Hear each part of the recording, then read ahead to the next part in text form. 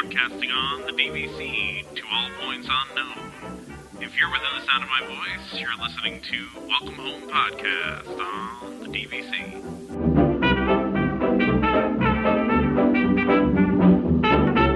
Hello everyone, thank you for joining us on episode 11 of Welcome Home, a Disney Parks and Vacation Club podcast. I am Tom, and I am here with Trevor and Damon as always. How's it going, fellas? Doing good. Tired. You had a long trip, and I know Trevor is excited because his trip is coming up soon here.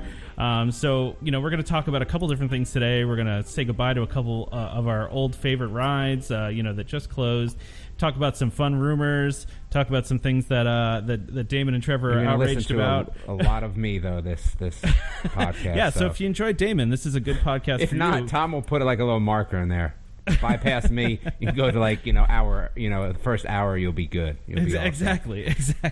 And no offense, but I may actually mute you both at some point because I know you both been to Pandora. But so Trevor, what we decided is that I'm going to talk around it. And then at the end, we're going to let you know when it's time to mute up. So you'll be safe through all of this. Not to worry. We'll give you a spoiler alert. I guess I like you enough that I won't sneak one in there. But, I'm going to do my best. I'll do my best. So. I'm gonna get a siren sound effect and, say spoiler alert really, loudly. And then that way everybody that doesn't want spoilers can fast forward the podcast past that part. So, but, Damon, so you just got back. We'd love to hear all about your trip. Like I said, there's definitely a lot to talk about. So I'm going to kind of just go in the order of what I did. I think it's just going to make it easier for myself to remember everything. So I've been there last June, but Disney Springs is a whole different experience these days. There was a lot of things closed last year.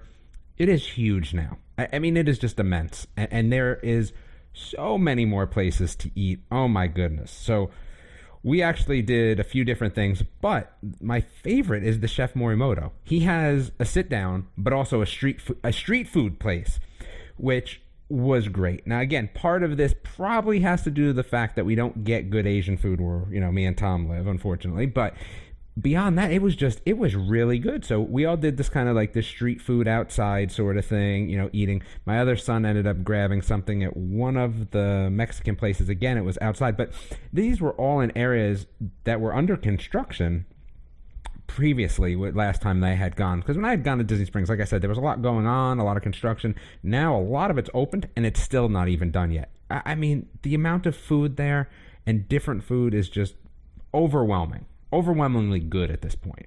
So that was a very fun part for us. We did that. We also, there's I'll have to defer to Trevor on this. What are the cheese curd gravy fries thing? Yeah, but it wasn't. Yeah, I guess, is that what it was called? There's one of those places there too. That was really good. Let me see what else. The desserts were great. So fries with gravy and cheese curds would be poutine. Yes, poutine. That's what it was. Yeah. So that place was great too. There's this other place that, again, these are kind of street sort of places. We didn't sit down in a restaurant at Disney Springs, which you definitely could have. And then there was a sausage place that had little sausage and all different kinds of sausage. And then there was, oh my goodness, it was overwhelmingly good. Like I said, that was kind of our first part of the trip. And we also got our free watch. Tom, you insert some sort of crazy cool music there. Where did you get the free watch from? What store was that? I think it's Luxury of Time. So here's the thing. I'm a watch person in general. So you do have to sit, you kind of, meet with somebody and try on some watches. That's the big thing. So yeah, it's a Luxury of Time. So what you actually have to do is, one, you need to have your new DVC member card. That's key. I had an old card, and for some reason, they don't really like that much. The other thing is you actually have to try on some watches. I'm a watch person, so that was fine by me. Actually, I almost ended up walking out of there with a $600 watch that I wanted regardless. I had to kind of hold myself back considering it was my birthday anyway. And then after you try on a few watches, I'm sure the manager will come over and talk to you and try to get you to buy some watches. After all that, you fill out some paperwork, and then they hand you over this, DVC sort of watch, which again is nice. My wife wore it the whole trip, and enjoyable. It's it's not. Is it like a unisex watch, or is it like a no? You can get a male. There's a male version and a female version. No, there's one version, and it is definitely female. Well, because the one you posted on there looked like it was kind of, it was on our Facebook. You posted a picture of it. Correct. And, yeah. So, and just for those of you that don't know out there or haven't listened to previous episodes, there's a giveaway going on right now, and it's, I believe, while supplies last. I don't think there's like an end date on it. Definitely is a while supplies last. Yeah, if you go to Disney Springs and you go to any watch store with any your DVC member, you just need to show them your DVC card, and like Damon said, that you basically get a free watch. I mean, of course, it's an opportunity for them to sell you stuff, right? So, and like I said, I almost bought some. There was some nice watches there, that's for sure. That whole area now in general at Disney Springs feels a lot more upscale. I don't know. Not even upscale. It feels like a lot more like I would buy stuff there, if that makes sense. Like, there is another store, and this is a helpful hint. I'm going to have a lot of hints this time. So there's this store called, like, again, I'm going to just mash it. So I'll just tell you, it's like Uni, and it's like QLO, right? So whatever that is pronounced, I don't know what that is, but whatever that is. I have no idea. They have a store there as well. And what's interesting about it is this store has a lot of Disney stuff in it, right? Obviously. But the cool thing about it is if you're looking for, let's say, a shirt or something for even your kids, yourself, or anything like that, here's the cool part about this. If you go around to Disney Springs, you'll see a lot of shirts. They're usually in that, let's say, 24 to 30 something range, for a t-shirt from Disney, especially from the stores. At this store at Disney Springs, what's nice is there was some shirts there, Disney shirts. There was a very nice Minnie Mouse shirt that was really cute for my daughter, $14, right? So that's a little bit of a, that's not too bad. No, again, it's a nice place to go if you're looking to pick up a shirt and, you're a little bit more on a budget. And the store was nice. It's very fun, very enjoyable. Like I said, my kids liked looking in it. Did you go to the Coke store? I did not go to the Coke store. Again, if Coke was free there, like it is in Epcot, that would be fine, but it's not. 'Cause you got to pay for it. But I did see that there was like a flight of different types of Coke in the rooftop bar recently, and I was like, that seems interesting. But then again, I go back to I can get free soda, so that's okay. I didn't really worry about that too much. It's so big now, though. So it's so big that what ended up happening was we said, all right, we're going to do the Minnie Van. Let's figure out when we want to do it. And we were going to take it there, and then we're like, no. And then we got there, we're like, we're going to take it back. So this is how the process works. And again, Tom, I don't remember if you explained this. So you get the Lyft app, right? And then you have two things can happen. At the Boardwalk where we were staying, there was a representative there that could have set up your Lyft to be, ready for the Minnie Vans, because you actually have to do a secondary step. They were not there when I had downloaded the app. So I just secondary step is just during like the trial, right? I think after that it'll be just because they're only doing certain resorts, I think, right? Yeah, that could be. That I'm not 100% sure. So I just had to call a number, and they set it up, and that was fine. Here's the problem. So we probably would have used it to Disney Springs, but I kept clicking on the button to get a ride, and it just kept kind of pinging out there in Rando Land, not doing anything or saying anything, and then, comes back and says, hey, no driver. So I didn't know if my app was working correctly. I didn't know what was going on, so I made another call, and they're like, no. They're like, we just don't have that many drivers yet, so there's just no driver available for you. Okay. It would have been nice if there was some way explaining that, but there wasn't. That was fine. So then we get over to Disney Springs, and we're like, you know what? Let's take it back. So we didn't realize that Disney Springs, again, is so large now. There's an east and west, and in the app, I didn't realize you could actually select which side you wanted to get picked up on. Well, so that's good to know. Yeah, so we ended up saying, we want to get picked up on the east side, which is the side, I believe, again, someone will correct me if I'm wrong, I'm sure. So the side where the old buses used to be, because those buses are not there anymore. They're on the other side. And I don't know if that's permanent or not, but that's where the minivan driver came. Nice thing is they tell you what number minivan it is. You get the text. You say, we're, minivan number 40. Boom, bang, there you go. And unlike a taxi, you can sit in the front seat, which is great. Our driver was very knowledgeable, and what he had actually told us is that starting next week, which will be this week, I guess, that they're hopefully opening it up to a few other resorts. That was what they've been told. So that I found to be very interesting, that they're going to open it up a little bit more. The experience was very nice, and you end up getting charged via your credit card that you have for Lyft, just so everyone is aware. There's no swiping of your Disney stuff, right? It's no scanning of Magic Band or room no scanning of Magic Band. Nothing.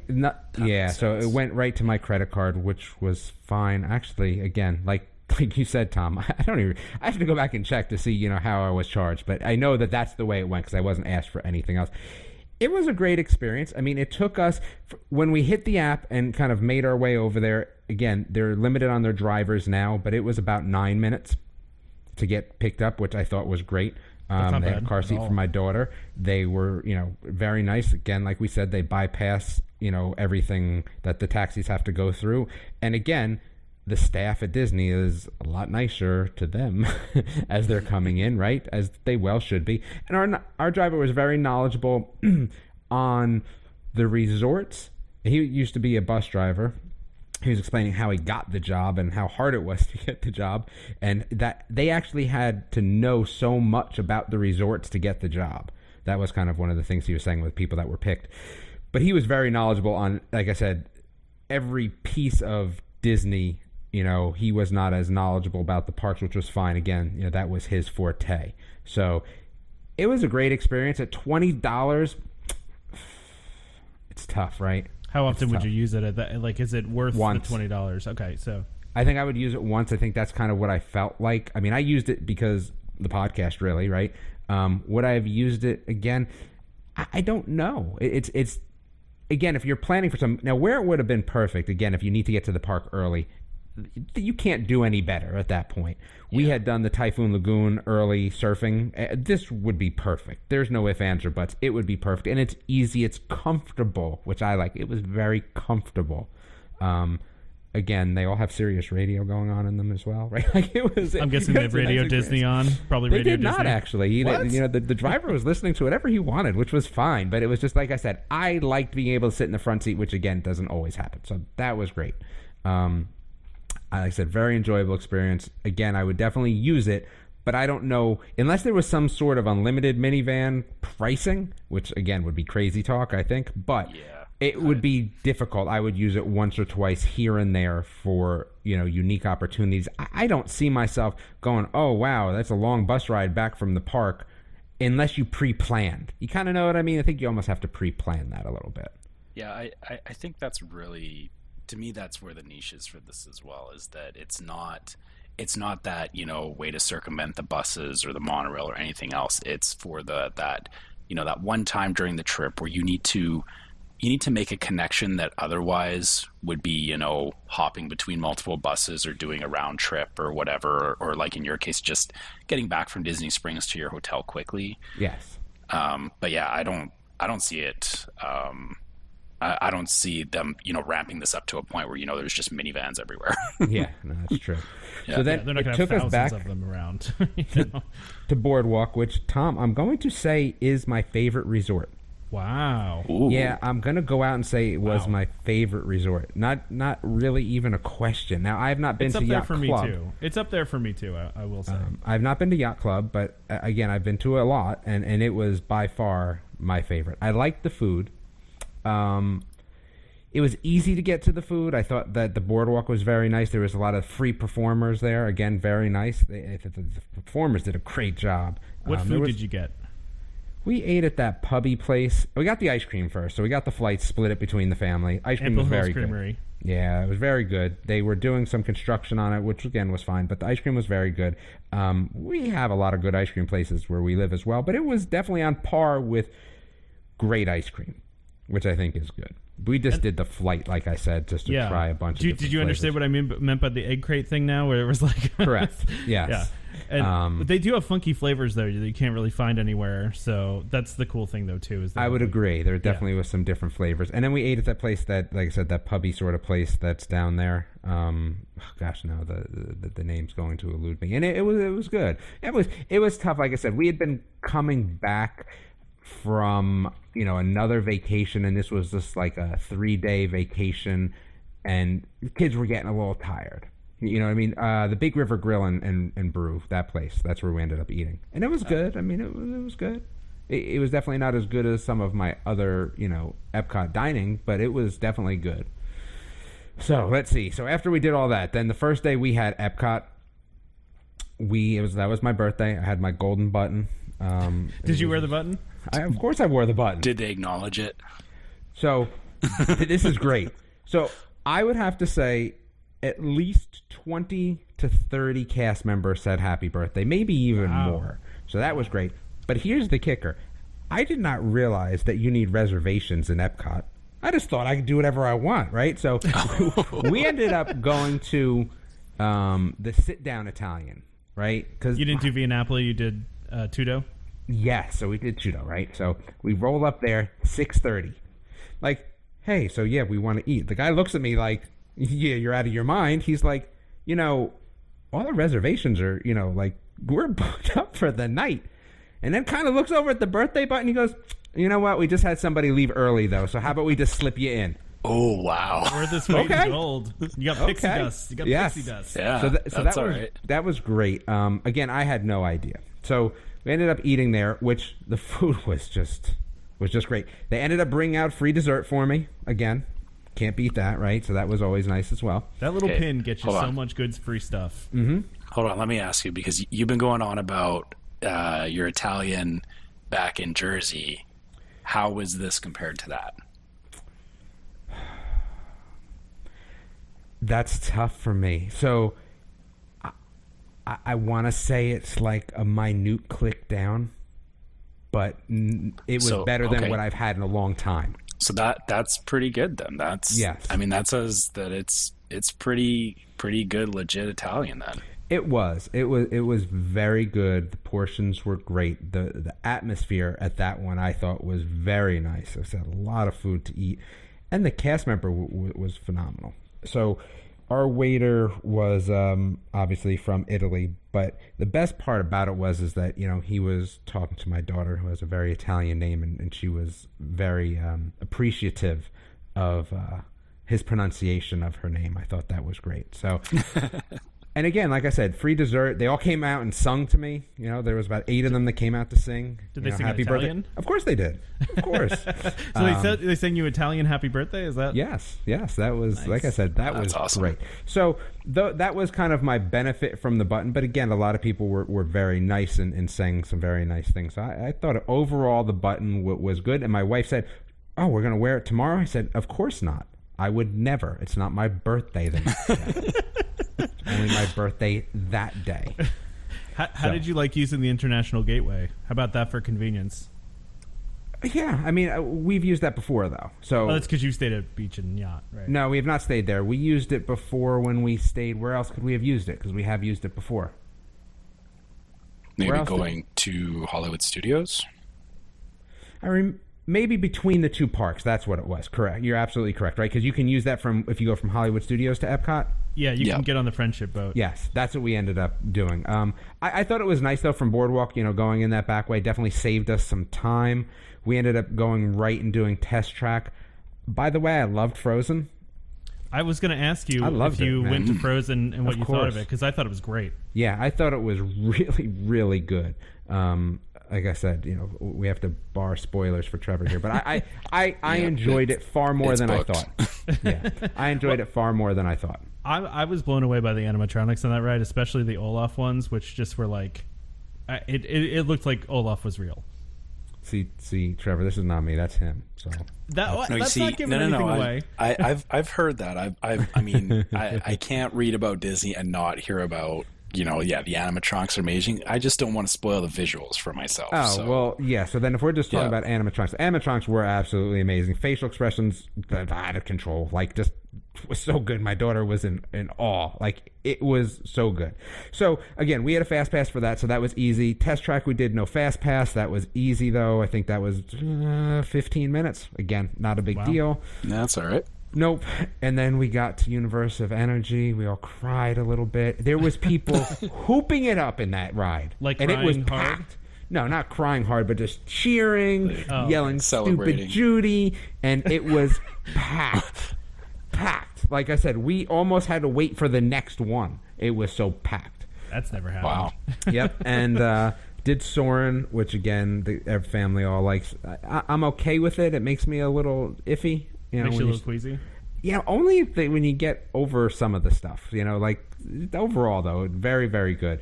I feel like the new one has a little more queasy moments than the old one does. I would agree with that. Yeah, like the new film New has cameras and stuff, yeah. Yeah, it's more realistic. Plus, there's like a couple more in that one, like of like the woo moments where you're like, like you said, kind of going up and then down. Yes. Mm-hmm. Yeah. So anyway, so that was good, and then the next day was Pandora.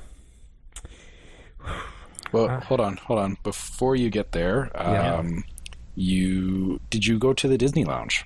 Oh, yeah. Thanks, Trevor. I forgot about that. So the Disney Lounge is always wonderful. I drink so much free soda. It hurts, and that's a good thing. And it's like the good, like the Coke Freestyle, right? Where you can just make whatever you want. Yeah, Like so all we sorts did of that. crazy So, concoctions. yes, which is always fun. They came around with snacks, and of course, someone's always going to ask when the snacks come around. Don't be that person. They come around when they come around, and that's that. Right, so don't be that person, because there's too many of those people, right? I've still yet to be there when they brought snacks out. When we go like multiple times, we're there, and I've never seen snacks. And I've not been there once where we haven't gotten snacks. So but, I don't know. We're evening out snack-wise, I guess. But Tom, you said you buy popcorn before you go up there, though, right? Yeah, so there's this really amazing popcorn right outside the Imagination Pavilion that's like flavored popcorn. They have like sour cream and onion. Oh, it's so good. Yeah, and I go for free. Sorry. Yeah, that's good too. But I don't know if you guys saw, but the DVC Lounge was actually extended through 2018. Yeah, so that was that's awesome. But here's what I found interesting. So I get up there, and again, just kind of chatting, because there's a lot of cast members walking around that look important that are not part of the lounge. It's kind of an interesting place sometimes. And I had asked, well, what are you guys looking forward to? And that a lot of people are holding off point-wise, and again, I'm speaking in generalizations now. Please, again, generalizations. And they're looking forward to the new one more than they said they've ever looked forward to a DVC resort. And I so thought you're that talking about the Riviera? Yes. Really? So even the cast members are excited for that one. Yes, and I actually, like I said, got one cast member to admit that he's holding his money until that one comes, because that's where his next points are going, which I found quite interesting. That one's going to be a hot commodity, I feel like. Yeah, I kind of think like I'm going to have to do the same thing now. I looked at Copper Creek. I was like, maybe I'll buy resale points. And now I'm kind of like, after hearing that, I might be all in on that one too. I'll admit I've been debating it too, because I mean, we're good right now with points, but in a couple years when that one's getting close to done, that's a pretty high contender, I think, for our next spot. So I thought, like I said, it's always a telling thing that someone from the DVC lounge that works there would kind of infer that that's where they would like to be. So I thought that was a good sign. By the way, I wanted to ask you, how did you like the rooms at Boardwalk? And like the general feel of just the resort on the inside, like the theme and everything. Oh, absolutely great. We were far, though.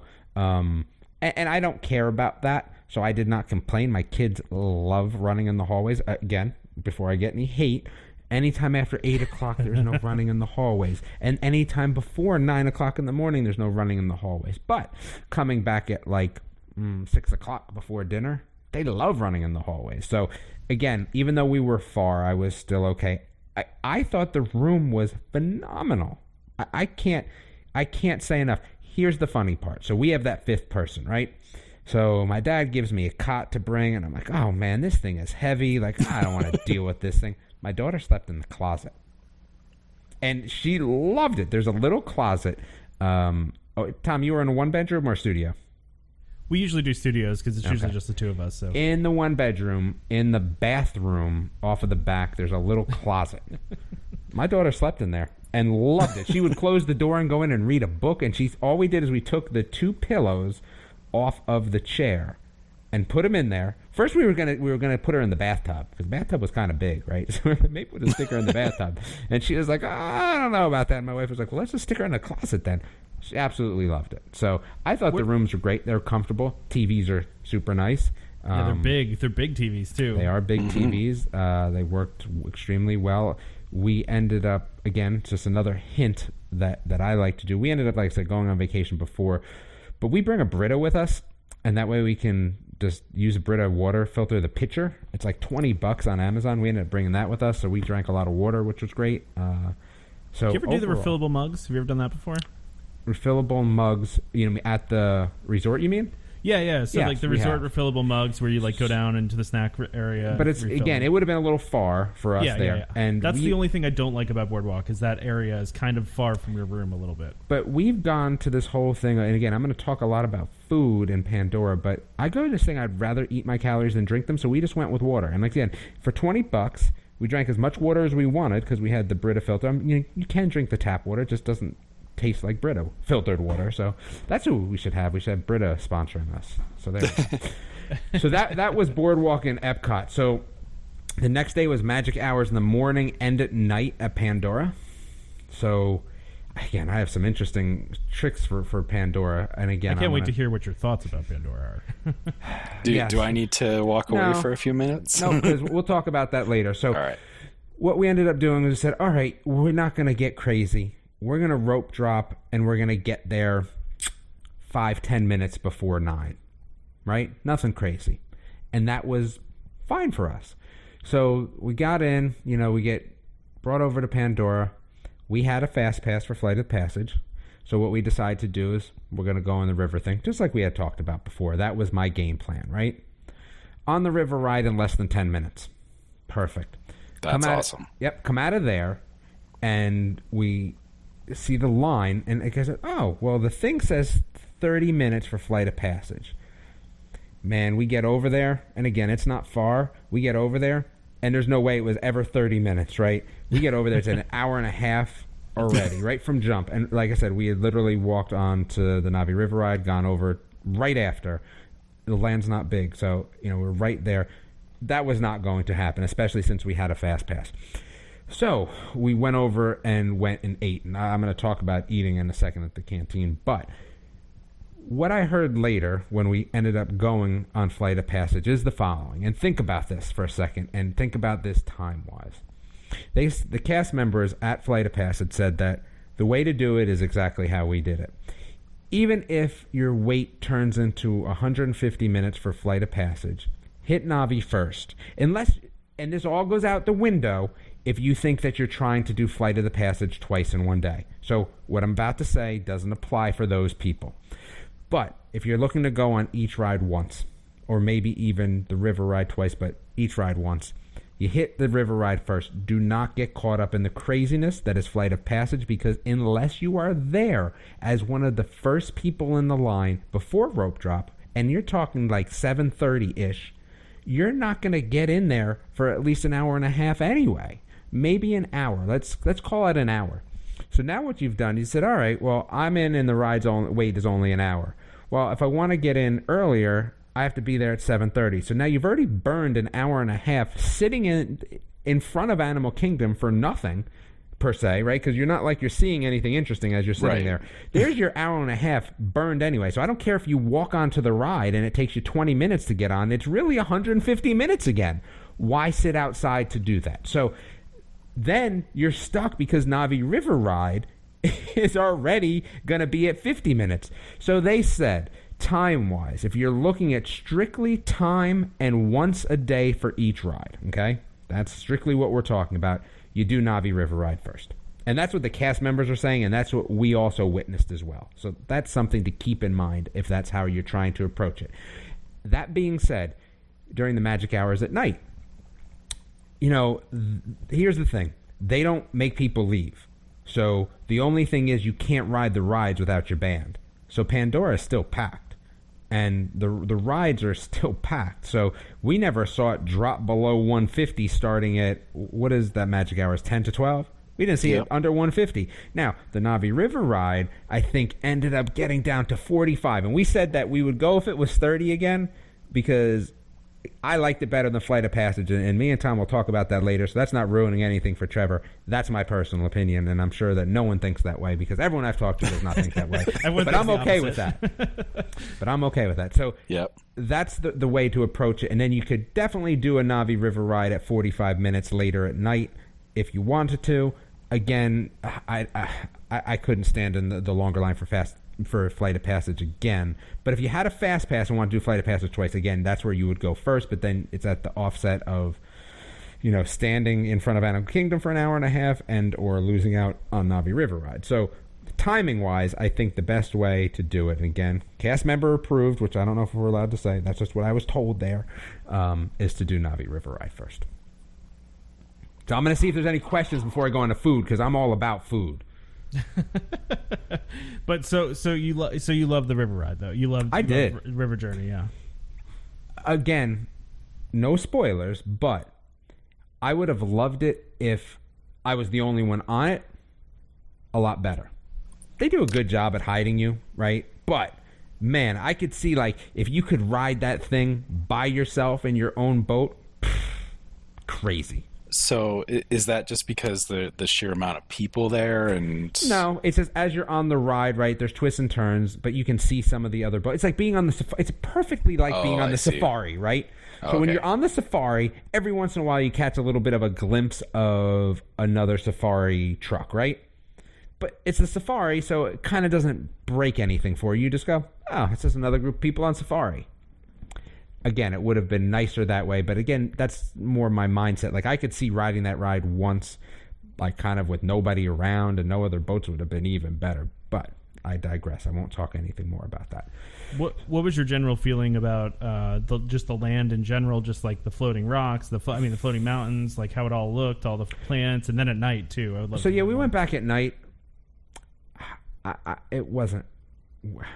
I didn't think it was worth it going back at night. And I don't know if that's because people were a little tired, like we were a little tired. And remember, because they don't really close it down for other people are there too. You don't get to see the bioluminescence by yourself or with just Disney people for Magic Hours because everyone can stay, right? So it was definitely packed. There's no doubt about that. It was okay. I thought the land looked better during the day, to be absolutely honest with you. I think they did a great job. The Imagineers did a great job. But I thought it looked better during the day. The floating rocks are very cool. I mean, there's definitely some angles that it looks better than others. But I thought overall it's very nice. But it's tough to see a lot of the nature aspects with so many people there. So as it kind of quiets down, or if you could get into that place as a small group, it would be phenomenal. You mean like for a Moonlight Magic event or something? Maybe something like that, or maybe if I was just so important that I could like get in with like press at some point, something like that would be kind of cool. Or Trevor's going to get to do it on the Moonlight Magic event, though, right? Yeah, so I'll let you know the difference. Yeah, that will definitely be interesting. That'll definitely. So the other kind of helpful thing to understand is that there is the canteen, which is the place to eat. They do a breakfast, lunch, and I guess they do dinner. I don't know. I wasn't there for that, but it's a great place to grab a table and to kind of hang out and enjoy the land and take a little bit of a break. So we got the drinks, right, outside. There's a spot where you can just get the drinks that's actually outside. We did those. Thought they were very good. Like I said, we really enjoyed the drinks. But the food for lunch was really, really good. And, the whole atmosphere of the canteen is great because it makes you feel like you're in Pandora. Like that was... It didn't take you out of the feel at all. And I thought that was the nice part about it. And the food was really, really good.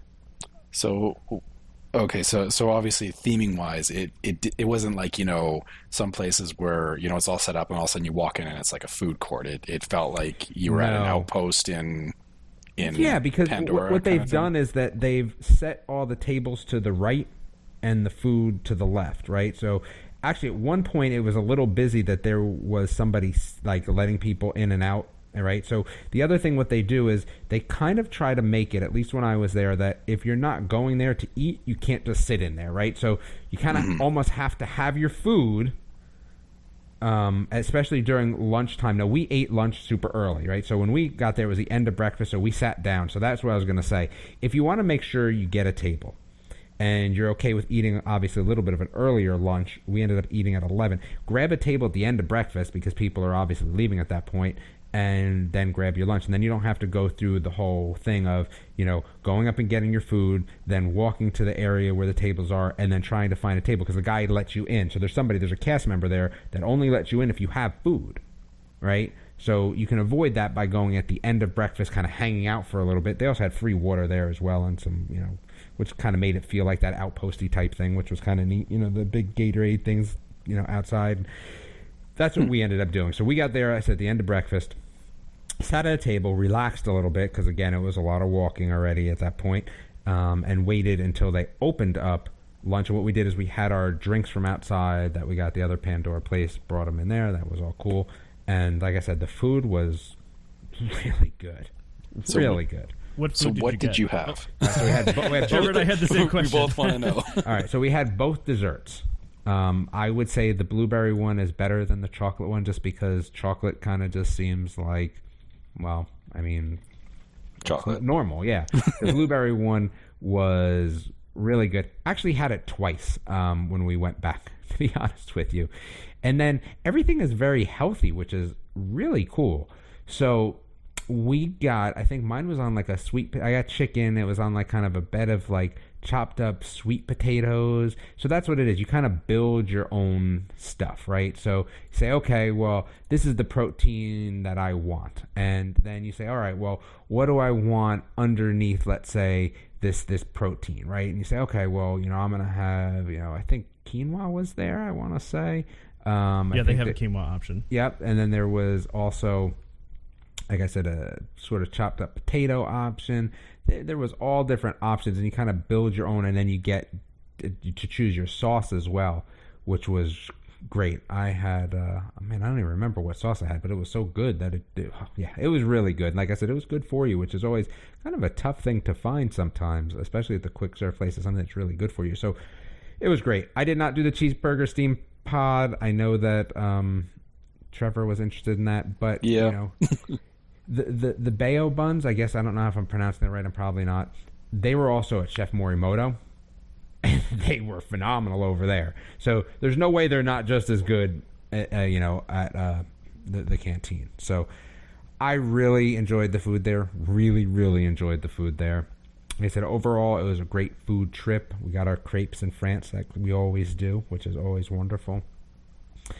And that was my trip. And I guess we'll talk more about, in-depth Pandora when we kind of get at the end, so we can, Trevor can put on his earmuff. So that's all I'll say about that at this point.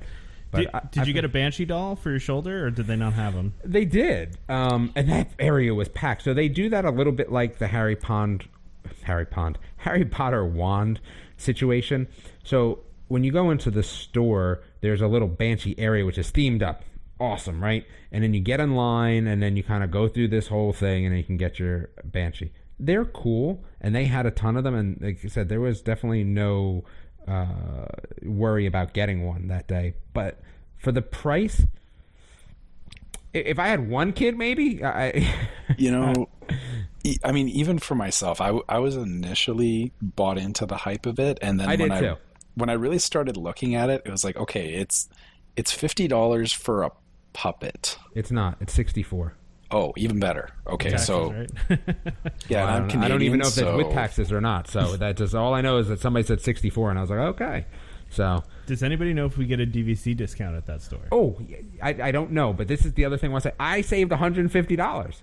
Nice. I went through and did the math and was like, wow, this is the first time that I've actually ever used my DVC discount. I saved $150. I thought that was pretty good. So doing this podcast saved you $150. Okay, we could look at it like that. All right. On behalf of Trevor, I'd like to say you're welcome. But again, it was, like I said, that was great. Like, I never used it. I just, again, definitely because you guys talked about it, and saved $150. So you definitely could save real money. Could have bought 2 Banshees at that point, in theory. Yep. Almost 3. All right, well, that's it for me until we talk about it later, Tom. Well, so was there anything else that you, anything else around Animal Kingdom or Epcot, besides the things that you normally do? Did you go on Dinosaur by chance and see the new Dinosaur? Yeah, what was new about it, though? They just redid some of the things in it. They fixed a lot of the stuff that wasn't working as well. I don't know. And some new lighting and little things. It was my daughter's first time on it, which she closed her eyes the whole entire time. And she was mad at us, I think, for taking her on it. And then we did Everest twice with her. And awesome. First time on Everest, too, right? Yes, that was her first time. She kind of liked it the first time and really liked it the second time. So that was good. I still missed the Yeti, though, I'm sorry to say. Yeah, one day they'll fix that thing. Did you do Mission Space, the new Mission Space? So I did not. We did a fair amount of walking and eating. I went into another store I'd never been in. So we did it very low key in Epcot. It was my birthday, so I was trying just to kind of, I was given carte blanche to do whatever I wanted. So we almost got talked into it, but my wife was the one that was like, "No, I'm not going on it." And then it was like, she said it made her so sick the last time that it was like she couldn't even eat the rest of the day, and like we were all about eating. So we ate in China. We ate our way through all the countries. Like, we just ate a lot. So it was like, she was like, and I was like, well, I kind of understand what you're saying. I mean, it's my birthday. All I want to do is eat. And if I kind of throw that off. So we did a lot more kind of looking through the stores, shopping. And there's a new little interesting, I don't even know. It wasn't anime, but it was like in Japan, but it was like this own little section that had like some crazy pop culture stuff. It was almost like a museum sort of thing. I'd never been there before. I think I heard about this. And it's part of the store, but they brought in a lot more pop culture stuff. Yeah, so there's, like I said, it's definitely part of the store, but it's in its own room. Outside, like it connected to the store, but you have to walk through a set of doors to get to it. And there's this big piece of art in there as well, which again, very pop culture-ish. That was interesting. So I did a lot of that. So no, we did not Mission Space, and that's kind of. And did that you was do fun. Ellen more than once, or did you just do the once? No, because it was so packed. I couldn't do it more than once, man. Crazy. It was actually. Do you need multiple naps in the day, or? I loved it, and I tell you, I'm still upset it's going away because it was the best show ever. I saw, and I don't know if this is true or not. This is not verified by anybody. I just saw a video popped up on my YouTube that purported to be the very last ride on Ellen, the very, very last one before they closed, and it was showing that it broke down and that everybody was evacuated from the ride, and the cast members just kind of let people wander around, which is like, for me, I don't know about you guys, but that would be like the best case scenario for that, right? Well, they should only let people that like the ride do that, so you guys probably wouldn't have been there. Oh, no, I love that ride. What are you talking about? I love that ride. Oh, they do have, and this is funny. So they have a shirt for the end of the ride, by the way. It's like, Extinct 2017. It's like the awesomest shirt ever. And there was one for the Great Movie Ride as well, which I got them both. How's that? You bought them both? Yeah. Yeah, because they would think it was like buy one, get the other one 40% off or something. I'm all about that. Well, I thought the merch that they were putting out for those two rides was really cool. I actually have been like kind of having an itchy like finger on my phone. Like, should I buy it? Should I not? Because I really want to buy one of them, at least one of them. It was both the shirts look great, and a lot of people were rocking the Great Movie Ride one. Does it just what are those? That just says Great Movie Ride on it, right? Then like that's a wrap or something. It's something like that, yeah. The Ellen one, like I said, says Extinct 2017. It's got some dinosaurs on it, of course. So they're really cool. I think that's really I know you don't like the ride going away, but I'm glad that they're acknowledging it and they're letting people kind of get the T-shirts as their mementos of it. Yeah, I would agree with that. Yeah, it's smart on both ends, right? It gives people that last little bit, but I mean, obviously Disney's making money off of the ride closing, so yeah, I mean that's cool. Yeah, definitely. That's great. Well, this is actually probably a good time to take a quick break for an ad here. So we'll be back in a second. Hey guys, as you know, I'm going down to Disney World in a couple of weeks, and I've got a 5-hour flight ahead of me. I do like to read books when I'm heading down there, and I don't really have anything lined up. Damon, you were just down there. Do you have any good books you could recommend to me? So normally I do a lot of reading while I'm on vacation. This time around, I actually didn't end up with a lot of time because we had a short stay at Disney. But I did have a long drive, so it actually would have been nicer if I was able to listen to something during the drive time instead of just doing nothing, I guess. Well, I have good news for both of you guys then. And for our listeners, actually, because listeners of Welcome Home Podcast and you guys are now eligible for a free 30-day trial of Audible, which includes a free audiobook download. You can even download Neil Gabler's classic Walt Disney biography, The Triumph of American Imagination, which is a book that I've actually read in paper form and kind of wish that I would have had a free audio download so I could have listened to it instead. That sounds great. For myself and our listeners, how can I get this 30-day trial? Yeah, that sounds like something I would like as well. Super easy for you guys to get it and for the listeners to get it. All you have to do is go to www.audibletrial.com/welcomehome. That's www.audibletrial.com/welcomehome for your free audiobook and 30-day trial. So just visit that website and sign up today. All right. We're back. So, Damon, was there anything else you wanted to say about your trip before we move on and talk about some other things? No, I think I'm good. Yeah, I think it sounds like you had a really good vacation. It was, like I said, it was a quick one. 2 days in the park, which was fine. Got to do everything I wanted. So, yeah, definitely a win. Awesome. Love it. And you got to check out a new DVC resort that you hadn't been to before, and it sounds like you ate a lot of food. It's funny because in I don't know if you remember this, but the last podcast you were talking about how you were on a budget this time, and it sounds like you just blew your budget right out of the water. So this is what I will say. We had gone to Hilton Head the week before, and I did not stay at DVC. It was just, we go every year to Hilton Head. And what ended up happening was I had spent a lot less money than I thought at Hilton Head. Food was actually cheaper there than I remember it, so that was helpful. But just so everyone's on the same page, I had actually put out a budget for myself of $300 a day for food. That is not with breakfast, because we did breakfast, like I said, in the room. So that was my food budget for 5 of us, was $300. I only came close one night. The other days I did not, and that's with snacks. That's with everything. That was with food and everything. So I was covered. You were also using your DVC discount too, though, right? Yeah. So there's my $150. There you go. Yes. And hopefully you used it in the stores too, because I think we still got the 20% in the stores going on. At least I think until the end of September. Yeah, I ended up, like I said, I had to end up buying my shirts online because they did not have my size. I think the only thing left when we got there someone was actually trying to get shirts in front of me, and they had an extra large, and I'm like, man, like extra large, it looks kind of big. I was like, and then, my wife was like, well, and then the lady there was like, they're online, you can order them too. And I said, but I don't like doing that. I just want to get one and just have it. But I looked at the extra large and I'm like, man, I got to really represent for Ellen. I'm going to wear this thing all the time, and an extra large is just not going to cut it. So I ended up just ordering a large online, and that's when I saw that they had the 40% off if you buy both. And I was like, oh, all right. Because again, great movie ride for me was, it's a ride. But Ellen was, something special. So I ended up getting the great movie ride because Disney talked me in with their 40% off. so their promotion worked. They did. I have one last question for you. Mm-hmm. Did you use mobile ordering when you ate at the canteen? Nope, but it did pop up. So you just walk by and boop, would you like to order something?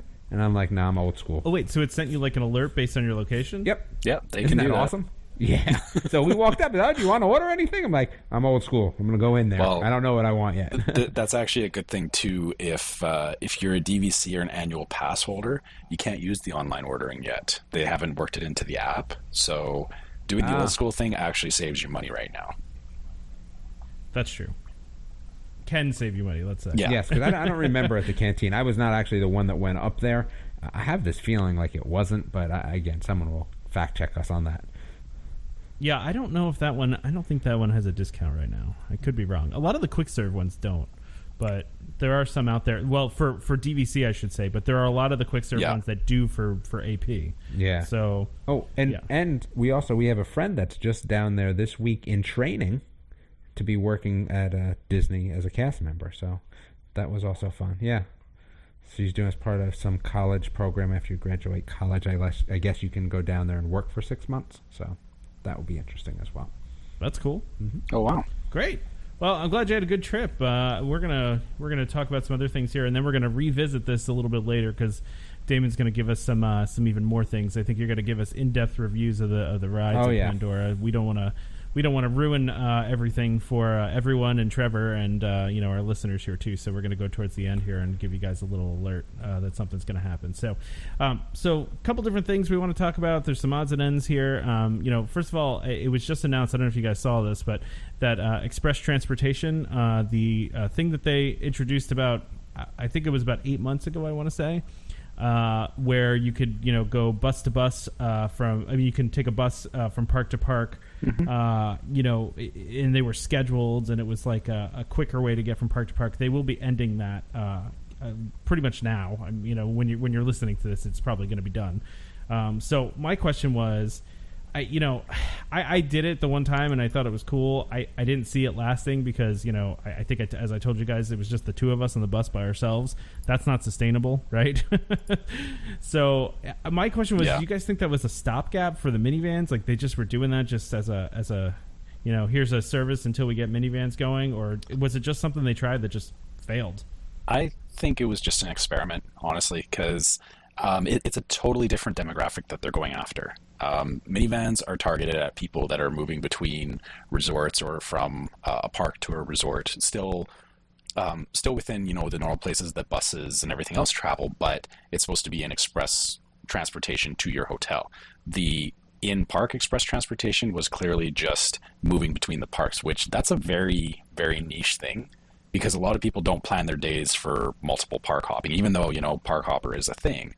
I don't think it's as widely used as a lot of people think, because to get around it, the express transportation gives you that ability to get around quickly, but nobody's thinking that way when like you're not banking on that when you're going into a park. You're not saying, well, I'll spend my morning at Magic Kingdom and then, by 1 o'clock I'll be over at Hollywood Studios.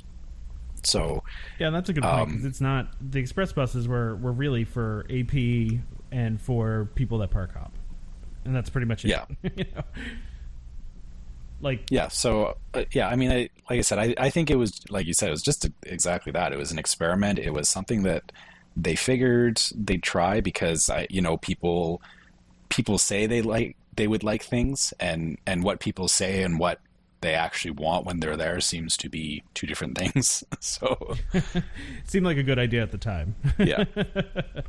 Yeah, I almost wonder if when they raised the price on it, because they did jack up the price, but it wasn't that much more. I mean, I think it was maybe $6 more for the multi-day per person. I don't know if that killed it or if just, I don't know, just people weren't using it. I don't know. It just seemed like it wasn't getting used all that much and that it wasn't sustainable. So, yeah. So, yeah, mark that one as a failed experiment. Couple other things here. We kind of talked a little bit about, about Ellen and about Great Movie Ride. I did see, I don't know if you guys saw this, but there's actually already, since the Great Movie Ride's closed, they already have art out in front of the theater in Hollywood Studios for the new ride. Which I thought was kind of cool. I thought it looks pretty neat, just kind of the way it's on there. And I don't know, I prefer it to the big giant construction walls that they normally have around everything. And, with that, I saw some people commenting that, so literally like the day after Great Movie Ride was down, they pulled down the marquees and everything, and they had this new, the coming soon advertisement up for the new ride. And a lot of people seemed offended by that, which I thought was kind of weird because, you knew it was coming, and I mean, Disney has been known to, do things overnight. So I don't know what they were expecting, to have some weird memorial there where the sign was up for a month or something after it was closed. So yeah, it's kind of funny to me because I feel like, and I feel like this with a lot of Disney things where it's we want new things, but don't change things. It's the Disney fan wants both at the same time, right? And so with this, it's, for the longest time people were like, well, Disney takes forever to get these construction projects started. They take forever to get everything going, to tear down everything. And I think they took that kind of criticism to heart, and they shook up Imagineering fairly recently, and I think the goal was to get projects to move faster. And I definitely noticed that Disney moves a lot quicker on things now. It's not going to be like Pandora with everything now, where it takes 6 years for the land to get built. Yeah. Oh, but again, you're also not talking an entire land. You're talking, these are rides. Yeah, these rides they're single rides, and they already have a plan for them. They've been talking about these. They announced it at D23, but I'm sure that it's been in the works for a long time in the background. So, they're not wasting time anymore. Yeah, they're really not. And it almost seems like they build all this stuff ahead of time. They have everything ready to go. And then as soon as the ride closed, they destruct everything. And then they have everything ready to bring it in and get started. And they move as quickly as they can now. So, which I think is not a bad thing. I think it's, a good thing that they can move quicker. But yeah, I'm kind of surprised by that kind of thing. You're right. Because it's, who's surprised by it? They said it was coming. I know they didn't give a ton of lead time, but everybody kind of knew that was going to happen. So yeah, that's kind of something that's out there now. Anything else you want to mention about that, Trevor? Sorry, I didn't mean to interrupt you there. No. That was. I mean, I think we're both kind of on the same page with it. Yeah, and I thought this was really interesting too. So some of you guys might have noticed, and I always kind of thought this was a temporary thing, and I don't know what you guys thought about this, but once they started the construction for Star Wars Land and for Toy Story Land, they kind of created a new little mini land at Hollywood Studios called Muppets Courtyard, right there by Muppet Vision 3D, and that kind of, and that little area where they turned Pizza Planet into Rizzo's, which is great. We actually walked around Rizzo's last time we were there. We didn't eat there just because that particular Disney pizza, not our favorite, but the restaurant's cool. I mean, it's kind of got fun little details that are very Muppet oriented. But anyway, so that little area was called Muppets Courtyard, and now it's gone already. That happened like not that long ago where they renamed it. Now it's going to be part of the new Grand Avenue, which we talked about last week. And so it's going to be called the Grand Park, and the Muppets Theater is now called the Grand Arts Theater. They changed they put a marquee in pretty much. And so I saw a lot of people panicking online about this meaning the end of the Muppets at Hollywood Studios, and I just don't see that. No, because I mean, why would they still be doing Muppets movies and all that stuff, right? Like it does build into what Muppets is, and like if you look back to the old Muppet shows, is that they were put out as like a variety show, but also like it was trying to be a Broadway show of some sort. So if you look at the area that it's in, that's like a Broadway street, right? So for them to rename it all as to put that whole theme together, because again, if you've got Grand Avenue and then Muppets, there's a line there, right? It doesn't gel well together when you're kind of looking at this like LA street, and then all of a sudden it's like, oh, this is cut off, and there's now all this Muppet stuff everywhere, because they really, like before, there was really a lot of they just kind of slap stuff on, or well, I don't want to say they slap stuff on, but it was very obvious, like Kermit was everywhere, you could see him as Piggy and all that kind of stuff, and I mean that's obviously not how they want the land to be, and also people are worried that Muppets may go away, but maybe in 10 years they may decide that they do want something else in there, and if it's not labeled as Muppets Courtyard, it's easier to deal with a generic name and change it into something else at that point. Yeah, and that's exactly right, and that's I think why people are freaking out about it, is because they put a marquee up there. So theoretically, yes, could Disney change the marquee to be something else? Because the marquee itself doesn't say anything about the Muppets, right? It just says now showing Muppet Vision 3D, right? But it could, so yeah, Disney could easily change that at any time. It just seems like it would be really weird for them to spend all that time and money redoing that restaurant into Pizza Rizzo. And all that time that they spent doing that, and then just turn around and change that in a year or so. I just can't see them doing that. That just Disney plans it better ahead than that. So, but I can see there possibly being an update to the Muppets show. Because, for sure. Because I mean, Muppets 3D it's really dated at this point. It needs an update. Yeah. It really does, and it went down randomly for like a couple week refurbishment a couple weeks ago. And actually, I think it might be going on right now. Correct me if I'm wrong, Trevor. I'm sure somebody will on our Facebook or on an email if I am wrong. But but I know it was kind of shut down randomly. What I think is interesting, if you look at the geography of that park, it's kind of weird because you have Star Tours is going to be separated from Star Wars Land, which is weird to me. You know what I mean? Well, so it's funny because my wife and I, we have very heated discussions about the same thing in Disneyland, because Star Wars is in the same situation there, where Star Wars is actually in Tomorrowland in Disneyland, and then Star Wars Land is going to be on the other side of Frontierland. So it's a very large gap between them, but I don't know. I don't know if Star Tours will actually stay around after Star Wars Land is up, because you're going to have the Millennium Falcon ride, which will be basically, Star Tours on steroids. So, okay. First of all, I'm sorry if I'm like freaking anybody out or like, you know, pure speculation from Trevor. Pure speculation. But yeah, this has been a very heated topic in our house too. Is my wife keeps saying, she's like, they're gonna move Star Tours. And I'm like, no, they're not gonna move it. They will just, you know, Star Tours will just go away, and then there will be something new there. Well, you know, it's interesting, and Damon, you probably wouldn't be sad to see Star Tours go, right? Because you're like you don't go on that, right? Because it shakes you up too much. No, I go on Star Tours. Oh, okay. I'm not you, Tom. I go on everything. I thought you didn't like. I'm sorry. I thought you got motion sick on there. But I think I've said this before on this podcast. I always thought like it kind of makes me disappointed that they didn't figure out a way to connect Star Tours to Star Wars Land, where it's like if you got on the ride. You know, so like you get on the ride, and then the Star Tours ride, when you're done with it, you finish at the new land at Hollywood Studios. Man, and then you know, get off you know who does that really well? I think it's Universal, right? Yeah, and that's yeah. Well, I was you're going to totally say right. That's the train, right? Yeah, and that's but it's the same idea. But how cool would that be if you got on Star Tours and then you get off at the end, and sure you can still walk through the gift shop or whatever, but then it's like you walk right into this new land you just landed on. They should just make it so that the ride takes you to one of those, you know. Exactly. That would be kind of cool. But again, just because you got me to mention Universal, I'm just because we're not going to talk about it though.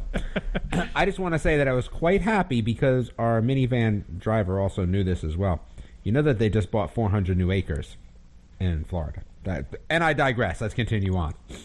Well, yeah, they're a little separated from their current land, but not that far. Maybe they'll have a train ride over there. Yeah, maybe. I don't know. I did see that they did buy up some land. But see, I didn't realize that they had 1,800 acres before they had a sell back in the day, where they were, you know, redoing their financials. So they didn't buy back all they had, unfortunately, but 400 acres. And actually, here's an interesting. Again, I'm definitely all over the place here, but I'm remembering things. And what my Disney minivan driver was telling me about the new Universal area, he was saying that he had heard, and again, I'm air quoting heard over here, that they're going to be doing a lot of, you know, high adrenaline type stuff over there. Like what he had heard was that, you know, maybe they'll be skiing over there, maybe they'll be surfing, that it will, you know, it may not be necessarily rides over there. Not like a traditional theme park type of thing, something a little bit different. But anyway, I digress. But yeah, so back to what I was saying before. I think that would have been so cool to do that with Star Tours, and then you can make up some other way for people that don't want to ride Star Tours to get into the thing. So I don't know. I'm just disappointed about that, but I mean I understand it too. It's not like they can move the whole ride or anything. You know, that'd be kind of a nightmare. Yeah. All right, so we'll move on. Couple other things. We talked about mobile ordering briefly. So mobile ordering is going to be expanding to more restaurants soon, before the end of the year. Some places that they hadn't announced previously, so obviously this test is going very well. The one I found really interesting is that you'll be able to do it at Aloha Isle, which means you'll be able to pre-order your Dole Whip from your phone. Really? So Aloha Isle is the one inside of Magic Kingdom, correct? Yes. Okay, so what you're saying is that when I get in on Main Street, I can have it waiting for me by the time I get to Adventureland. Theoretically, yeah. Okay. And then on my way back out, I can get another one. Yeah, I mean, that's the way to do it, right? So. Yeah. No, that's actually surprising though, that because that's a fairly small place. Like it's not it's a small stand, but I mean it's very concentrated what they do. Yeah. But I mean obviously they're probably doing enough throughput on Dole Whips that they can justify it. I mean, I guess that makes sense. Yeah, I mean, it's probably not that complicated of a system. I mean, it's probably, you know, more or less a screen and some sort of setup basically where they can receive the orders, right? They just have to have a window available where you could pick it up. I'm sure once they got it implemented, I'm sure it was pretty easy to do, you know? Yeah, and this is exactly it. Is, you know, once they've kind of gotten through the pilots, it's just, you know, taking that same thing and dropping it in at multiple places. So yeah, I think you're gonna see it ramp up very quickly once they've gotten past the initial test phases here. Yeah, and I think that's not a bad thing. So for me personally, because I'm picky with my food, and like I almost always have some sort of special order where I, don't want something on whatever it is I'm ordering. It's great for me because I can make sure that they're going to get my order right, because I can change things myself as opposed to trying to explain myself to people. So I love it. But I understand why some people are, like Damon, you said you're old school. So and not only that, but I don't know what I want till I get up there. I don't know. Sometimes it's just easier that way. You like to make like game time decisions when you get to the menu. I like to make game time decisions. Yeah, especially because sometimes what will happen is, right, as you're up there and you'll see someone leaving with something, you're like, whoa, that looks kind of good. You know what? That's a really good point. I didn't even think about. I'll admit I've changed my mind at the last moment before because of that. Yeah, I've done that too. So I think that's a good thing. I think it's cool that you'll be able to order a Dole Whip. Really small thing here. Whoa! This is not small. This could be the biggest thing we talk about today. No, not the soaps yet. Oh, okay. I was going to say that's going to be the biggest thing we talk about. I was just going to mention that One Man's Dream in Hollywood Studios is turning into Walt Disney Presents, and it's going to house models from the new lands, which I would actually check out if I were going to be there. I would before agree. The lands open. I like that kind of stuff, so I think that would be kind of neat. At least they're not getting rid of it, so that's good news. I might see if I can get you guys some pictures when I'm there. Oh, that'd be great. We would love those on our Facebook. Yeah, I do have access to Instagram as well, so maybe you'll see them on there. Yeah, I'm like anti-Instagram. So. All right, so let's talk about the soaps, because you guys want to talk about the soaps, and I'm actually in disagreement with you guys on this. So wait, how can you be in disagreement? Because me and Damon are in disagreement. Oh, okay. Oh, I'm sorry. I thought you were agreeing with Damon. Oh, no. Okay, so maybe I'm in agreement with you then, Trevor. So Disney, there's a rumor going around, and it's not necessarily rumor. It's not rumor. We've seen pictures. Well, we've seen pictures. Yeah. It's happening at value and moderate. And I've heard this has happened before, by the way. Has it? Yeah, I had never seen it. I've heard it's happened before, and they went away from it because of issues. But that's definitely some rumor that I can't confirm or deny. Well, so the only reason I'll say that it's rumor is because we don't know if it's going to be happening outside of the value and moderate resorts. And so, just for everybody out there, you normally when you go into your Disney hotel room, they have the little soaps, the little, like every hotel room, where they have the individual containers of soap, and you can take those with you if you don't use them. Now, me personally, I bring my own soap with me, so we usually end up bringing that stuff home. Like, we never use it when we're there. And so Disney's noticed this, I think, and has decided to replace those with in-shower large bottles. Instead of you having the takeaway ones when you're in the shower, you'll be able to pump them out of pumps that are in the shower. I think this is great. Horrible. I know, idea. But I want to hear Damon's thoughts on it before I go into horrible why I think idea. it's great. Well, first, there's so many things that could go wrong, and I think they'll end up losing money, because here's the thing. I'm going to just bring a bottle and pump to my heart's content, and then it's like I don't even have to go to the store and buy anything. Right? That's the first problem. That's the most upfront problem. So you're saying you're still going to steal it anyway? Well, I wouldn't steal, but I'm saying if that's what they're trying to accomplish, the people that are taking the extra stuff anyway, this is like Christmas for them. They're just going to bring empty bottles. They're going to go to the dollar store, get empty bottles, and just go to town, right? That's what I think. And I think maybe that's one of the reasons why they stopped it before.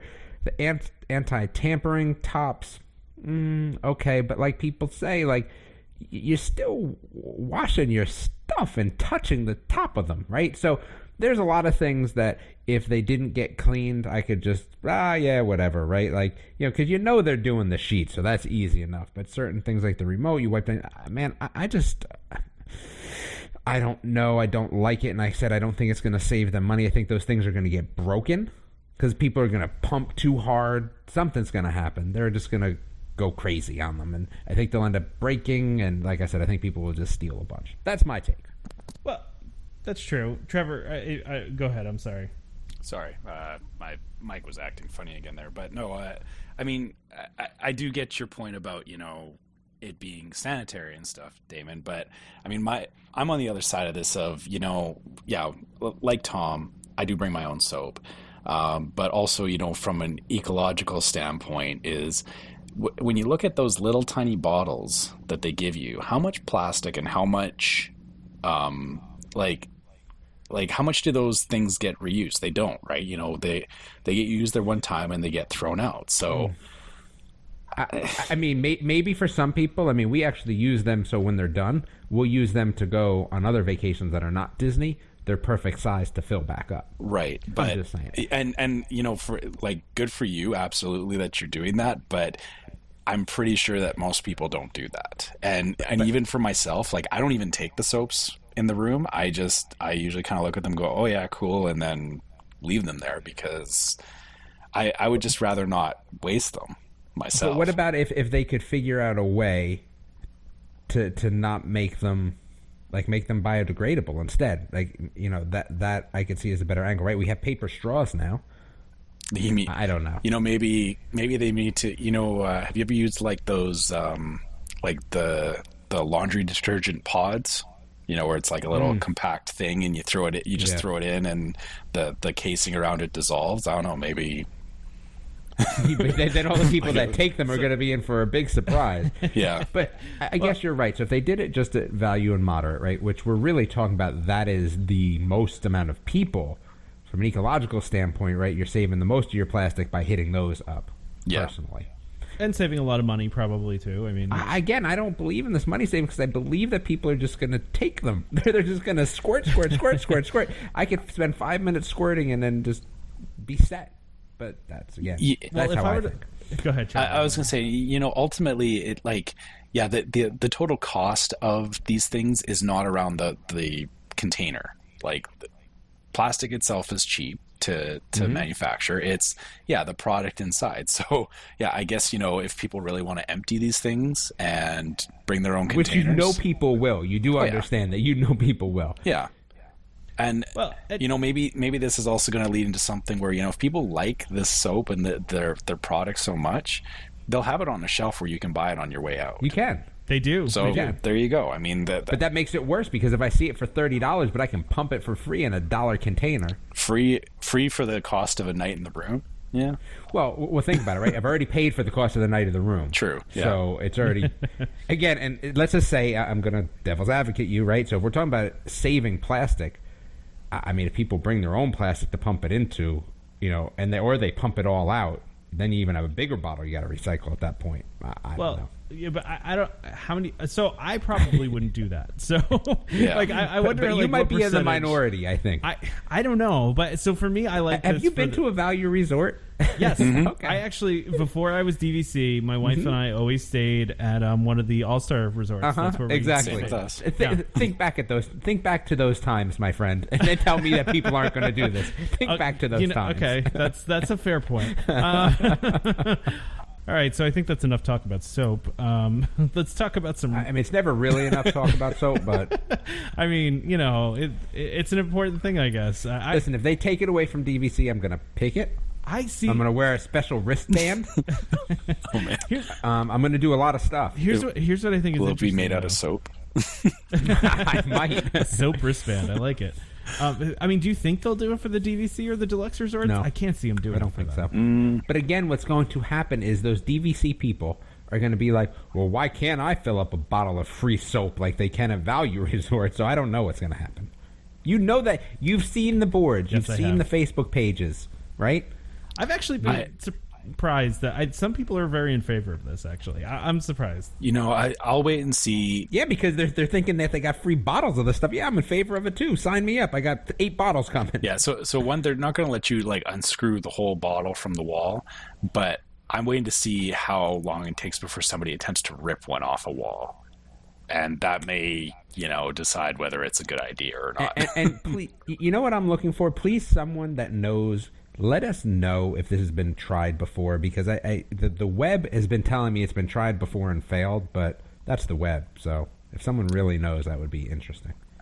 Yeah, I'm not too sure about that. I feel I read about it years ago, and I think that the reasoning behind why it didn't work was that the dispensers were subject to breaking down very easily, and they got to a point where they were so gummed up that they just stopped working after like a couple of months or something. So they went back to the mini soaps. I told you we're never done with soap. You're never done with talking just about when we were soap. going to move on. Yeah. Sorry. Well, no, Right, it's good. No, I started this, so it was my question that got us continuing. So, anyway, this next rumor we're going to talk about is kind of a crazy one. It's false. I just feel like it's false. I feel the same way, and I feel like it's not based on a lot, but we still got to talk about it anyway because I think it's an interesting thing. So, those of you, and by the way, there are some of the really, really reputable rumor sites for Disney are not reporting this. So it makes me even more think it's not true. But anyway, there's some rumors and rumblings that Disney's, even though they just did all this work on Pandora, that they're getting ready to do a complete retheming of Dinoland USA, the Midway area that's over there, where all the games are and the roller coaster is, and do you ride that roller coaster? I do actually. Yeah, I do. I like that one. Okay. I love that one. But you won't ride the other ones. I mean, That weird. That's not that bad. If I had my choice, Trevor, between that and Space Mountain, which one's more roller coastery? Space, because no, I don't think so. Well, the other one doesn't have like it's a wild mouse. It's not a full-on coaster. Yeah, it's got some dips though. It's got some drops. Yeah. From everything I've seen about Space Mountain, though, too, like just watching videos. Everything I've seen. This guy's on a DVC podcast. He has to say from everything he's seen. Yeah, no, it seems like they took a Wild Mouse roller coaster and just stuck it in the dark. I mean, for Space Mountain, right? It's not all that. I mean, without the spinning, obviously, and the but it seems like it's kind of like that very small. I would agree to that comparison. So again, that leads me to the point of why are you not been on it yet? I don't know. What were you going to say, Trevor? I was going to say technically it's a steel tube the same way the Matterhorn is, and if the Matterhorn is actually the outside version of Space Mountain, and it does not feel like a wild mouse. It's got a way different feel to it. So. Well, that's a valid point. But I mean, plus being in the dark and having all those things moving past you make you feel like you're going faster than you are anyway, right? So yeah. I guess for me, my big thing is I like to see where I'm going. That's my issue. Like I would totally 100% ride Space Mountain in like if it was completely lights on, 100%. No, you can't do that. And it's not like I'm afraid of the dark or anything. It's just I like to know where I'm going. That's all. Kind of sounds like that's being afraid of the dark. But that's just me, though. But you do know where you're going. You're going through space. That's exactly. But anyway, we're getting off track here. Yeah. So, all right, so Dinoland USA. Yeah, so Dinoland USA, where the Midway is, where Primeval Whirl is, the roller coaster we're referencing, and also the Triceratops spin there, and also Dinosaur is part of that as well. So the rumor is that they're going to retheme that area to an Indiana Jones themed area, where they would take Dinosaur, which is already, for those of you that don't know, the track layout of Dinosaur is actually is the exact same track layout as the Indiana Jones ride that's in Disneyland, that uses the same ride system. So it's the same track layout. It's just a different theme on the inside, obviously. And so what the rumor is that they're going to retheme that ride to the pretty much a clone of what is at Disneyland, and then the Midway area would turn into, there would be an e-ticket attraction that they would put in there, a brand new ride, supposedly like a roller coaster from Paris. I didn't even know this existed. Yeah, so there's a Indiana Jones roller coaster at Disneyland Paris. That looks awesome. Yeah, it actually does look pretty cool. The problem is it's old at this point. Not for Tom, but I mean Trevor. It looks really cool for us. Yeah, it's a cool looking roller coaster. Don't get me wrong. Does that have a loop in it? I think it does. I don't think so. I thought it did. For some reason. No. But so the rumor is that might go into that area. For me, I don't think that this is true for a lot of reasons, but the number one reason is they push the animal theme so hard at Animal Kingdom that it just doesn't fit. It doesn't fit at all to me. No, it doesn't actually. Like you cannot shoehorn that in there at all. And I don't know. Pandora was shoehorned in there. Let's be honest. I disagree with that. It still has a theme more to come later. It still has that theme of like preservation and like appreciation of wildlife and all that. Indiana Jones is entirely a fantasy like adventuring relic hunter thing, and that's why it's in Adventureland in Disneyland. The other thing that I would like to add to your reasoning behind why this won't happen is, again, this is just in my mind. When I look at each of the parks, and right now Toy Stories is down because it's being, or Toy Story Land is down but each park has a kiddie land, basically. So they have a place for the younger crowd to go and to be able to have rides that aren't necessarily as intense or anything. And that's what Dinoland is in Animal Kingdom. So, for them to rip that out, that's kind of a big thing, in my opinion. Yeah, and I agree with you completely. And I also, part of why I think that Pandora does fit is because there was always supposed to be, Animal Kingdom was supposed to be about creatures, real and imagined. So there was always supposed to be a fictional kind of, and I've brought this up before, and this is kind of one of those things that a lot of people know about Beastly Kingdom where Pandora actually is. It was supposed to be this land called Beastly Kingdom where there was going to be dragons and all sorts of mythical creatures. So I guess for me, you're right, Damon, that it is a little shoehorned in there, but I'm okay with the way that they presented that. I feel like Indiana Jones is just like in no way fits whatsoever. Why? Because when he goes on adventures, he's like in like the jungle or like, Yeah. it's got no basis whatsoever. So I don't know. That's what I think about it. I mean, what's Cali River Ride? It talks about, what is it? There is something in It's North about deforestation. Africa. Yeah. I don't. Okay. You're supposed to be that whole park. The whole theme is conservation and taking care of the environment, and it's not clearly written out though, unfortunately. And even Dinoland does have a theme around it. It's just not clearly written out.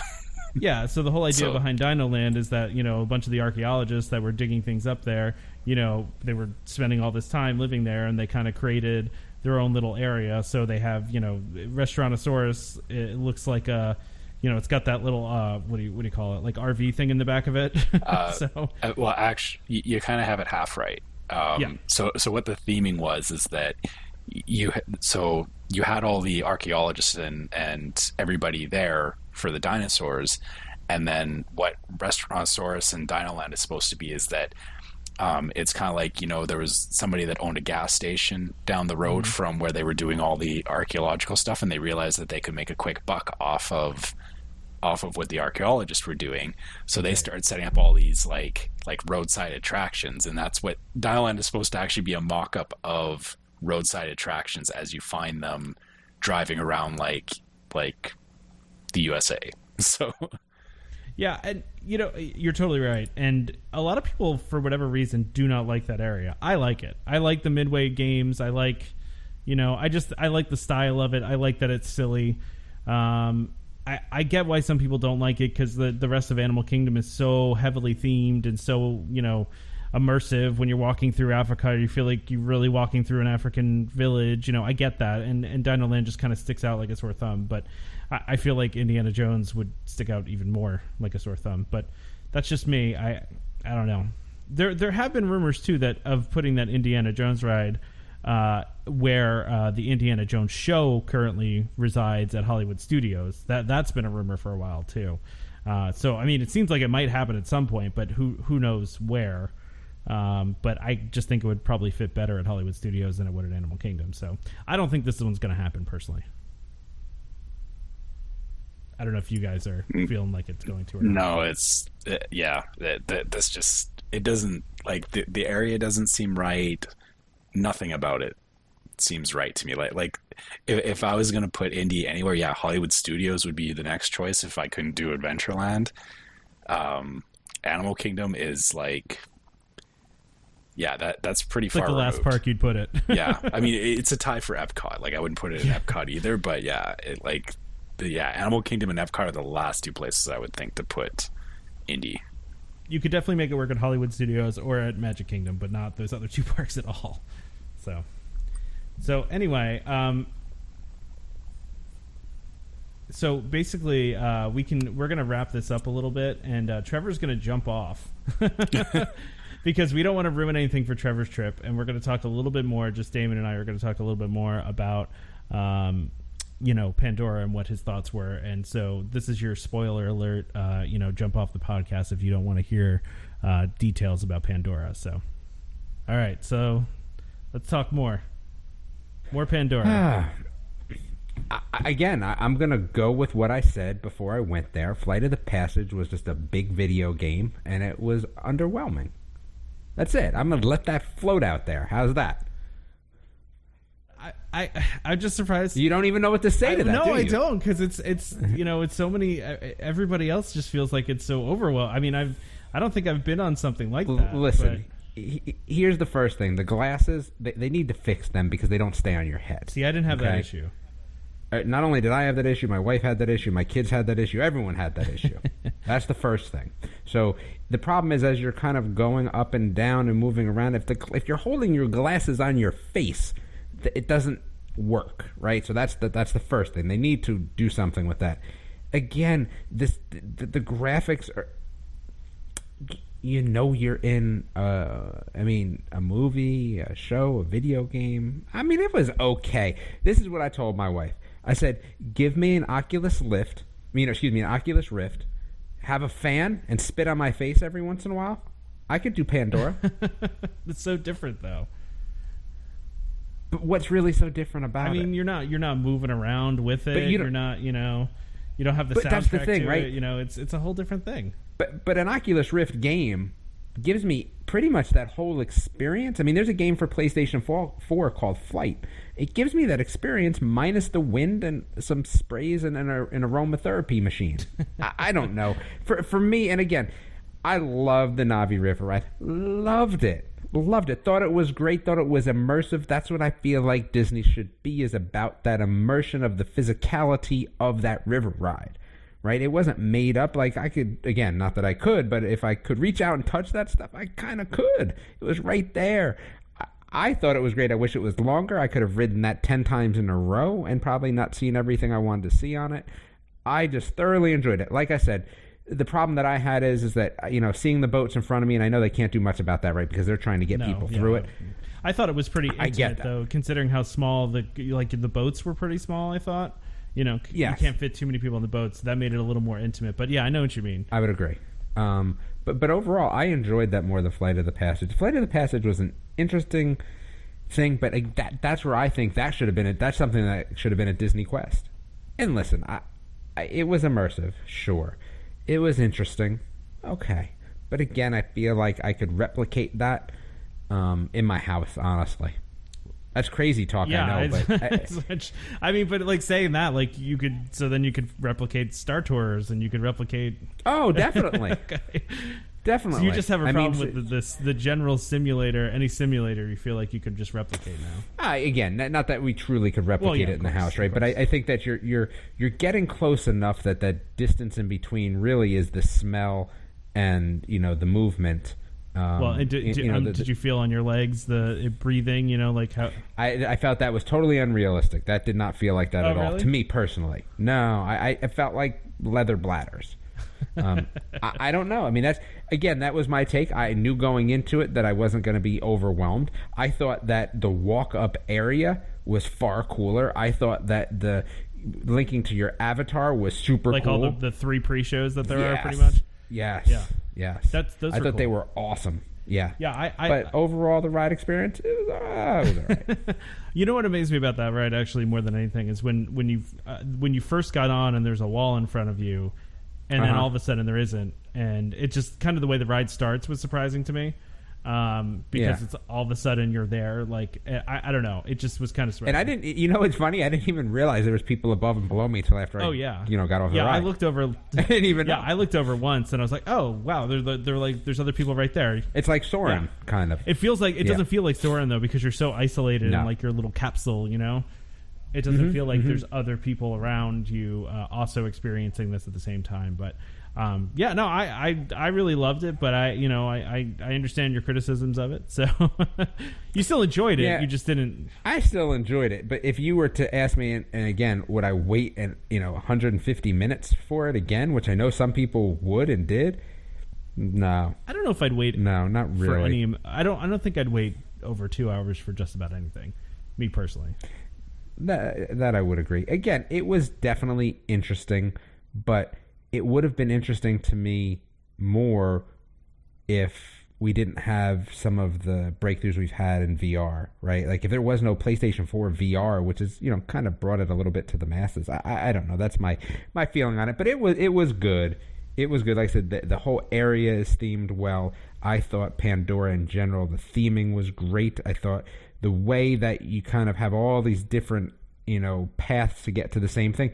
Now, here's my question to you, though. When you were there, did they have the cast members have to lead the people waiting on Flight of Passage through one of the paths and, like, kind of hold on, everyone hold on a second, and then, like, let people through? I didn't see that, no. So Oh, okay. So they do have that. That's kind of a problem for me. Oh, see, I didn't... We got right onto the Fast Pass line, and I didn't notice any of that. So as you're walking around the park, what will happen is the people that are waiting on the non-Fast Pass line, it wraps around the park. Yeah.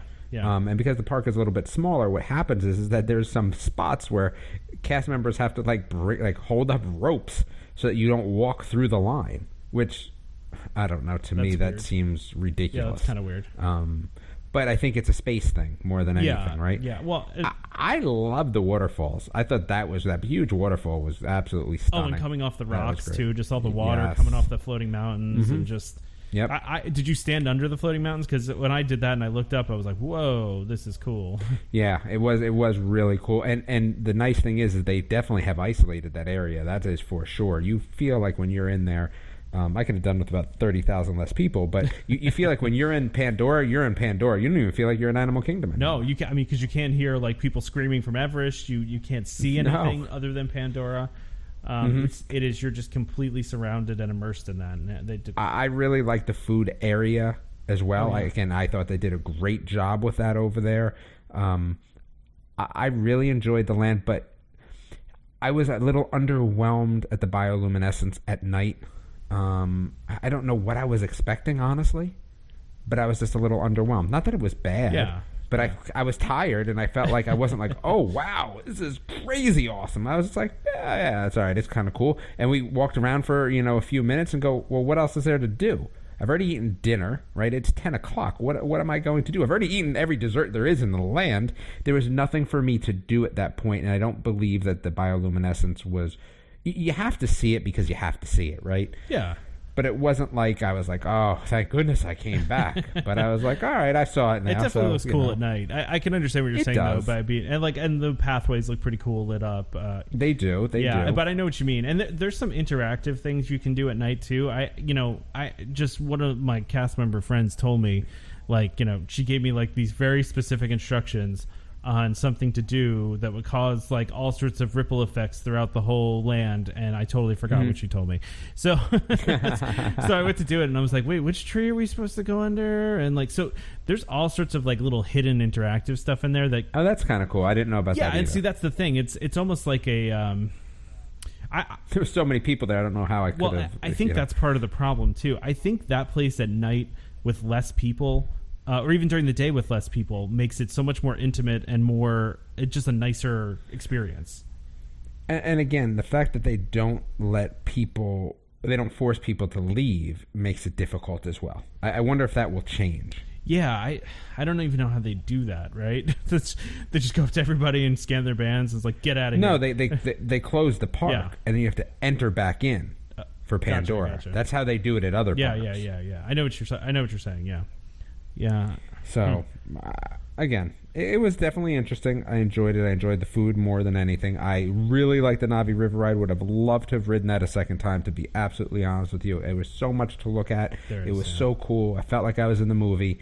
I felt like I was in the movie more there than Flight of the Passage. I could see that, yeah. And that, that one is so... Man, and that was that animatronics at the end? Yeah, that's an animatronic. That was crazy. I told you, remember? I was like, man, you're going to flip out at that animatronic. And it's funny because you go to Frozen and you're like, wow. And then you're like, man, Frozen's crap. Compared to that one, yeah, because that one moves so fluidly, and it looks like it was ridiculous. Yeah, it looks like somebody sitting there in a costume doing it. There's almost no way you think that thing's real, Oh yeah, that thing was awesome. Awesome. It's amazing. It's that animatronic at the end. But you're right. That's the thing I like about that ride is it's got so much detail in it. There's so much. You could ride that ride so many times and notice something new every time, and that's the great thing about that. I would fully agree. Yeah, I'll be looking forward to going to see that a year from now. And kind of revisiting the Navi River ride. Yeah, I'm excited to ride that again at some point too. Especially, I'm sure once Toy Story. I even thought the boats were pretty nice. Like I thought the whole setup, like every little detail. That I know that's what Disney does, right? But I felt like it was even above and beyond detail wise in general. Oh yeah, that's how I for sure. And not to go off of Pandora, but even on the Frozen ride, the queue line is fantastically themed. Just like when you walk through there, like they really did a great job with that too. Not to go off the tangent on that, but like you were talking about, some of these queue lines are just amazing that they're doing. Yeah, the queue line, like I said, in Pandora, they're very good, and I think they have to be. So a cast member had told me that he had seen the number 540 minutes for Flight of the Passage. I didn't even know it went that high. Yeah, I didn't think it went that high either. So again, like when we tried to jump online at 30 minutes, I said 30 minutes, like, oh yeah, I'll ride it for 30 minutes, and right, 30 minutes, it's an hour and a half. They have there's a lot of things again that take you a little bit out of it. Like you have the people walking around with the signs, like end of line here. Hopefully that stuff will kind of go away. Yeah, I think as like the initial crowds and the hype in the beginning go away, then that kind of stuff will go away. Like I enjoyed that there weren't like a whole lot of signs, and except that again there's two rides, and I was like, man, where the heck is Flight of the Passage? I can't find this stupid thing. There's no signs. I kind of liked that though. So like I like the immersion part of that, where it's just like, oh, okay, this looks like it's probably Flight of Passage. Yeah, exactly. Yeah. Except when you're trying to find your fast pass and you're trying to run your butt off to get there. But yeah, other than that, yeah. Again, it definitely enjoyable. I'm glad I did it. Again, this was a short trip for us. It was more to see Pandora, and I definitely am glad that I accomplished that. But again, Navi River Ride for me was at a different level than anything I've seen from the Imagineers technology-wise and the animatronics. There's no doubt about that. And that, to me, was just quite interesting in general. I feel like I'm going to be playing something like Flight of the Passage in a few years from now, in a Disney Quest type area, which is going to take away a little bit. But again, you have to have both types of rides, right? Star Tours is the same thing. Like you're saying, Star Tours, you get a rumble seat and maybe a little back and forth, and again. I know what you mean. At least there's animatronics on Star Tours too, though. There is, and someone's always a spy. That's right. You can't. I've never gotten that. picked. I've always wanted to get picked. No, I've never gotten picked either. I wish I was a spy as well. I mean, that's what they should. Maybe that's what they should do in Flight of the Passage. You should be, They should pick somebody out. You should pick somebody out. Your Banshee got hurt. You're plummeting towards your death. I don't know. Pull up. I felt like I was a couple times on that. So. Yeah, there was definitely a spot where I was like, whoa, okay. Yeah, you're like diving down into the river, into the woods, and it's you really feel like you're really diving. Yeah. Yeah, and the musty smell was pretty on point. Yeah, right? The smells were good on that one too. The smells were definitely good. They were definitely good, and like I said, the water splash. It was immersive, but again, when it's computer generated type stuff, which again the movie is, right? So it's difficult to say that it wasn't you being in the movie, because it probably felt pretty much like you being in the movie. But I don't know if I felt like I was in the back of a flying creature. I felt like I was in a movie. I don't know if that makes sense or not. Yeah, I get what you're saying. That makes total sense. Yeah. Anything else you want to mention before we wrap this thing up? No, I think that's it. All right. Well, you want to get us started here? I can. So let's ended. see if you.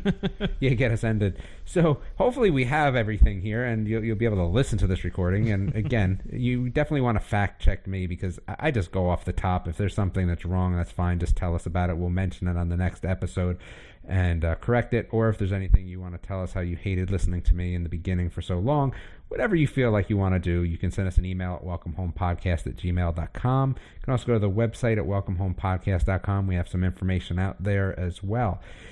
Again, we're always looking for questions or corrections, because they give us material for our next episode, so please feel free to do that. And you can find us on Facebook, where I posted, I think only 2 pictures, unfortunately. Welcome Home Podcast is our Facebook one. I do have a picture of the line at the beginning of the day, though. On Twitter, you can find us at Welcome Home Pod, and on Instagram, which I believe that's where Trevor will be posting his pics when he goes, will be at Welcome Home Pics.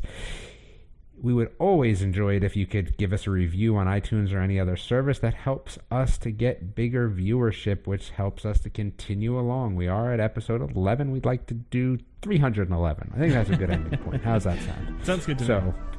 Please let us know. And also, just in case anyone was wondering, I am going on a cruise, a Disney cruise, in October. So I will have a lot of information. I'm going to overrun these episodes and make them talk about the cruises, DVC or not. Be darned. Oh no, we're talking about the cruise. We're going to talk about a lot right before you go, so that'll be a topic. And don't forget to subscribe to Welcome Home Podcast so you can be reminded every time we release a new episode. You can find our podcast on iTunes, Google Play Music, TuneIn, Stitcher, just about any podcast app that is available. And just a reminder to our listeners that Welcome Home Podcast is for entertainment only. We are not employed by the Walt Disney Company, and as such, all opinions expressed on this show are our own. So please consult a DVC representative, a cast member, somebody that works for Disney for more information or to check any of the things that we might have said on here today. So you can find me on PrinceCharmingVacations.com for your Disney vacation needs. And Damon? You can find me at bsckids.com for all your Disney show needs, which again, Tom, we didn't talk about DuckTales. We didn't talk about DuckTales. Next episode, we'll talk DuckTales. Next episode. We're going to talk some DuckTales next episode, even though it doesn't fall into our podcast theme at all, but we're going to talk about some DuckTales. So join us next time for more Disney Parks discussion and, of course, some DuckTales discussion and Disney Vacation Club talk. We hope to see you all real soon. This is Skipper Albert AWOL, the voice of the jungle, signing off from Welcome Home Podcast on the DVC. We do a huddle when we hit a chair. How she can cuddle is no man's affair. I looked around from pole to pole, found her in a sugar bowl. Look out, here comes